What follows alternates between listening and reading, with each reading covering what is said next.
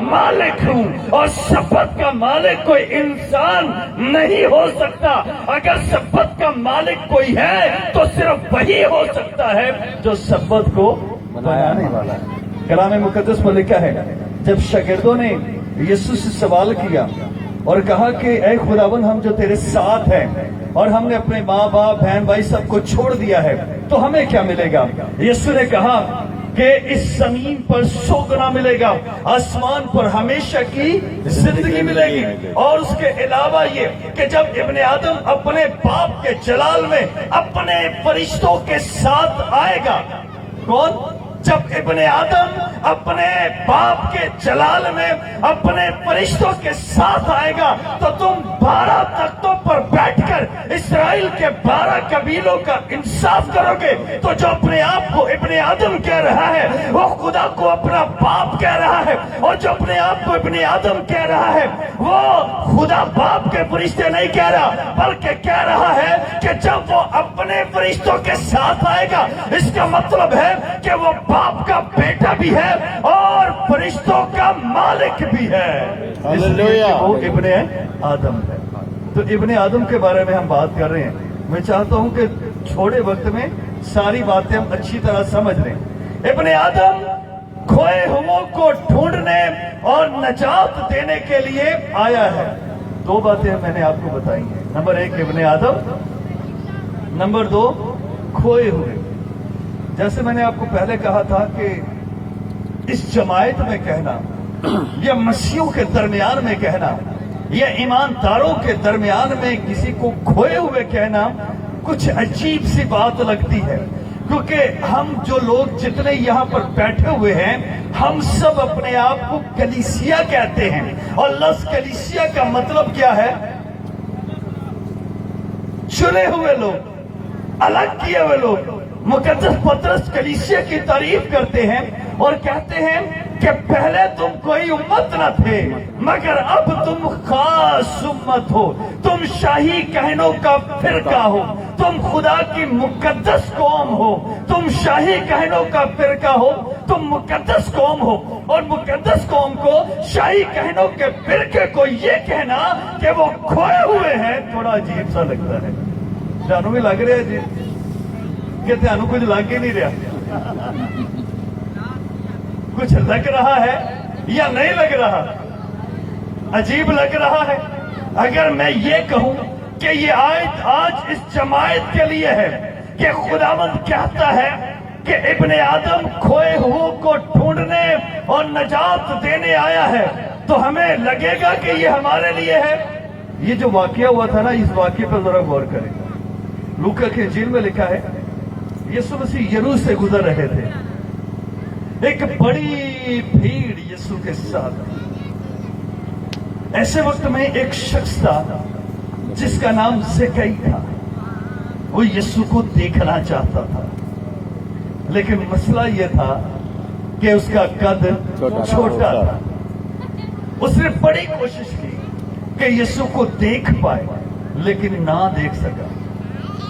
वो एक अक्लमंद शख्स था, होशियार शख्स था, क्योंकि उसकी तारीफ जो कलाम मुकद्दस में की गई है, वो ये लिखा है कि वो मसूल लेने वालों का सरदार था। और यकीनन अगर वो मसूल लेने वालों का सरदार होगा तो वो कोई बेवकूफ शख्स नहीं था, वो अक्लमंद शख्स था। इसलिए उसने अंदाजा लगा लिया कि जिस राह से यीशु मसीह आ रहे हैं, यकीनन इस राह से जरूर गुजरेंगे।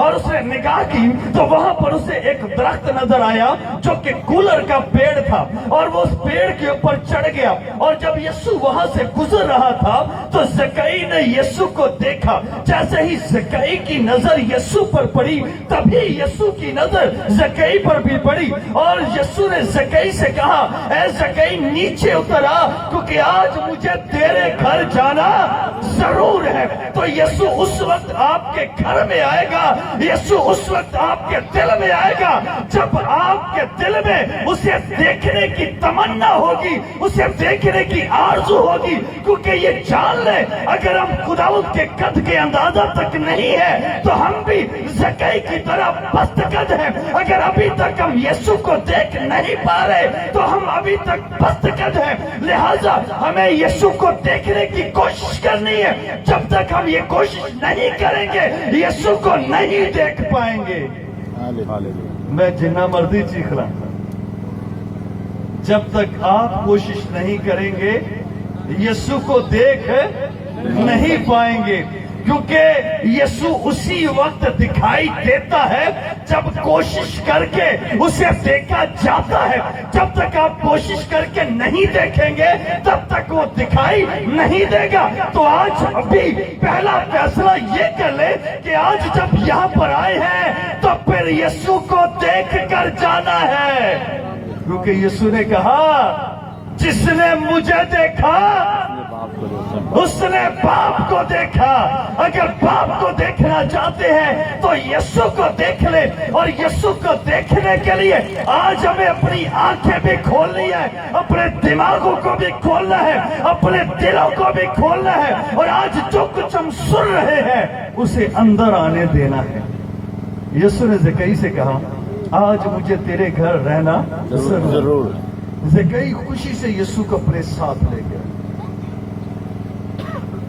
जब ज़कई ने देखा कि यीशु मेरे घर आ गया, यीशु मेरे घर आ गया है, तो उसने सबसे पहला काम ये किया, क्योंकि वो टैक्स कलेक्टर था, महसूल लेने वाला था, रोमी हुकूमत की तरफ से इसे खुसूसी इख्तियार था, और अपने उस इख्तियार का नाजायज इस्तेमाल करके जिससे 1 दिनार लेना होता था उससे डबल दिनार वो ले लेता था।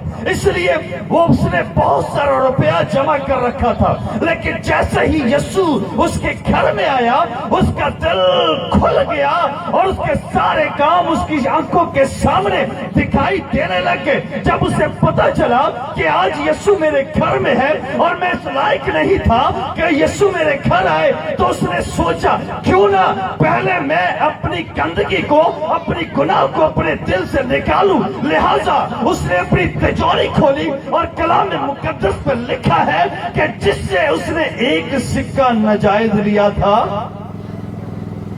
कितने वापस किए? 4 वापस किए। जिसे 1 लिया था 4 वापस किए। असूली तौर पर क्या होता है, 1 के बदले 1 ले लें, या 1 ही वापस कर देता तो भी उसका गुनाह माफ हो जाता, लेकिन वो 1 के बदले 3 और वापस कर रहा था।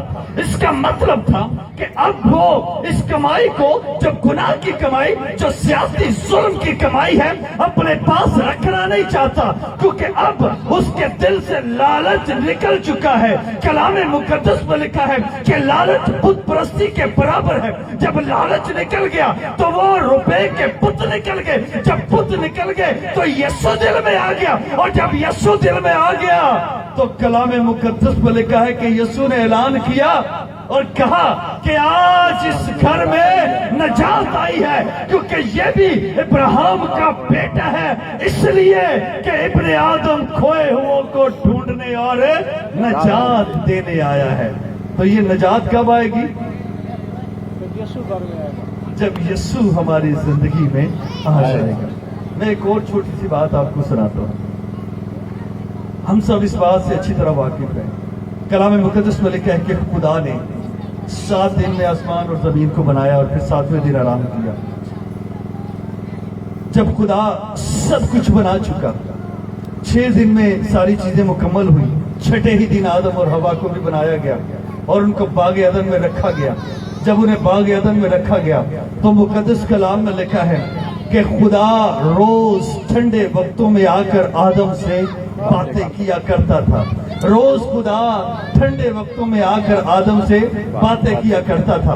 यानी आदम जो है वही रहता था, हवा भी वही रहती थी, वो बाग जो था वही उनकी मलकियत थी, वही वो सारा दिन सारी रात रहते थे। खुदा रोज उनके पास आता था। मामूल के मुताबिक वक्त गुजरता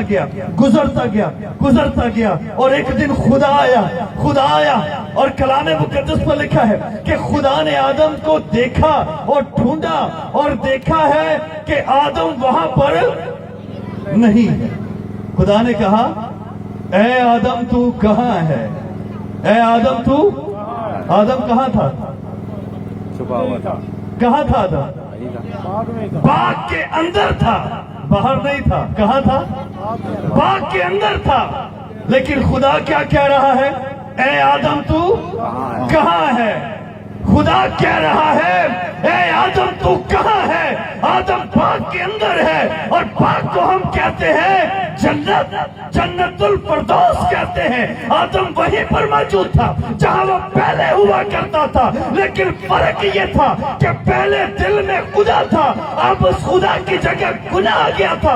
आदम वही था, इस पंडाल के अंदर था, लेकिन खुदा उसे बुला रहा है, लेकिन आदम वहां पर नहीं है। बज़ाहिर आदम इधर है, बज़ाहिर आदम यहाँ बैठा हुआ है, लेकिन आदम यहाँ पर नहीं है। दिख रहा है, नजर आ रहा है, लेकिन यहाँ पर नहीं है, इसलिए कि जहाँ पर खुदा को होना चाहिए था वहां पर खुदा नहीं है, इसलिए आदम भी यहाँ पर नहीं है। मैं पूछूंगा नहीं, सिर्फ आपने देखते जाना है। कितने लोग यहाँ पर खोए हुए हैं, कितने लोग यहाँ पर खोए हुए बैठे, जो यहाँ बैठे हुए हैं, यहाँ